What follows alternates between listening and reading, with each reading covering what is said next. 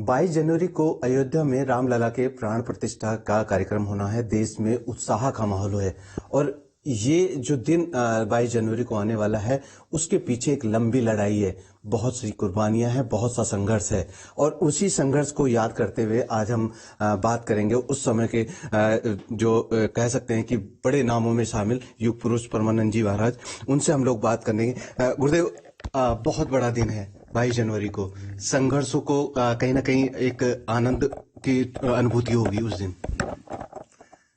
इससे अधिक आनंद का दिन शायद जीवन में किसी के आया हो और पूरे हिंदू समाज के लिए। व्यक्ति के आनंद के दिन आ भी सकते हैं पर संपूर्ण देशवासियों के लिए, हिंदू समाज के लिए इससे अच्छा आनंद का दिन कोई नहीं हो सकता। गुरुदेव, उस समय जब आंदोलन में आप हुआ करते थे, कई सालों से आप लगातार आंदोलन रहे हैं, उस समय कैसा माहौल होता था, क्या लोगों के मन में होता था?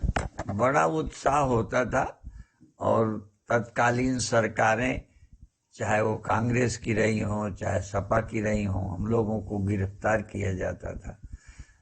हमें कानपुर से गिरफ्तार किया, हम एक जेल में रहे तो हमको ऐसी जगह रखा था जहां आतंकवादी आतताइयों को रखा जाता है। जेल जाने में कभी दुख नहीं लगता था, जैसे कभी भगत सिंह वगैरह शहीद हुए हैं देश के लिए, खुश हुए हैं, हम उतना तो नहीं, पर जेल जाने में भी आनंद होता था। ऐसे भड़काऊ भाषण में एक बार गिरफ्तार हुए, दिल्ली जेल में चले गए और ऐसे में पेशी प्राय उस दिन होती है शनिवार को कि एक आध दिन ये किसी तरह न छूटे, तो जेल में गए। तो गुरुदेव, उस समय की अगर हम बात करें तो कोई ऐसा किस्सा जब लगा हो मन में कि ये आंदोलन बहुत लंबा जा रहा है, अब शायद नहीं राम मंदिर नहीं होगा, कोई कभी ऐसा हुआ? हाँ, ऐसा भी हुआ है। जिस तरह से आज मंदिर बन रहा है, एक सवाल ये भी उठ रहा है कि शंकराचार्य जी मना कर रहे हैं वहां जाने के लिए, तो क्या लगता है आपको कि ये सब चीजें होनी चाहिए? अब कई लोग हर मुद्दे को अपने शास्त्रीय मुद्दे से सोचते हैं, पर हम लोग सामाजिक दृष्टि से भी सोचते हैं। मंदिर का ही नहीं, अन्य मुद्दे भी हैं, जैसे कई शास्त्र मान्यताओं से ओम बोल करके सभा में प्रस्ताव नहीं पास होने देते थे।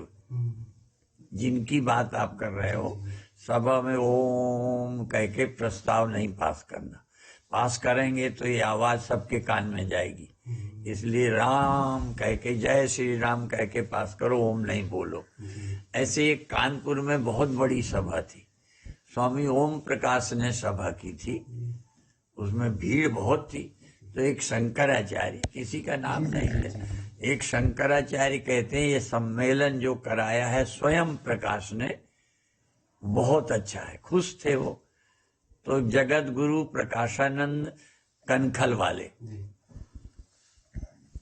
तो उन्होंने कहा ओम स्वयं प्रकाश ने नहीं कराया, धीरे से कहा ओम प्रकाश ने कराया।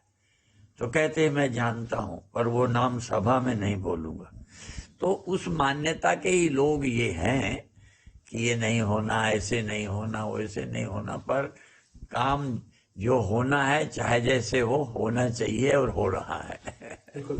तो ये थे युग पुरुष परमानंद जी महाराज, जिनका कहना यही है कि उस समय का जो संघर्ष था वो आज फलीभूत हो रहा है और 22 जनवरी को एक बड़ा दिन होगा सनातन के लिए।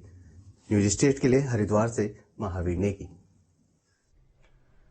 खबर हरिद्वार से। हरिद्वार स्थित दक्षिण काली पीठ मंदिर में विदेशियों का जमघट लगा हुआ है। बड़ी संख्या में देशी साधक निरंजनी अखाड़े के आचार्य महामंडलेश्वर स्वामी कैलाशानंद गिरी से दीक्षा लेने पहुंचे हुए हैं और सभी यज्ञ अनुष्ठान में शामिल हुए। अमेरिका से 90 नागरिकों का दल दक्षिण काली मंदिर में स्वामी कैलाशानंद गिरी का आशीर्वाद लेते नजर आए। सभी 15 जनवरी को मकर संक्रांति के दिन सनातन धर्म की दीक्षा लेंगे।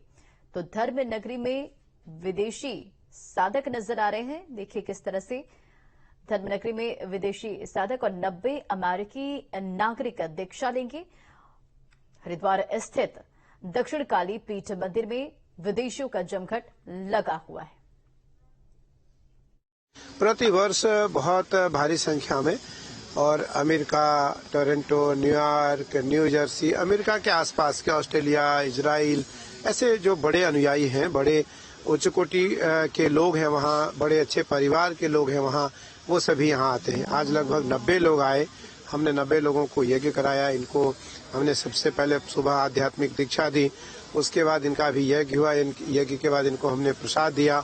आज राम लला हमारे निर्विघ्न स्थापित हों, राम मंदिर निर्माण में कोई बाधा न आए।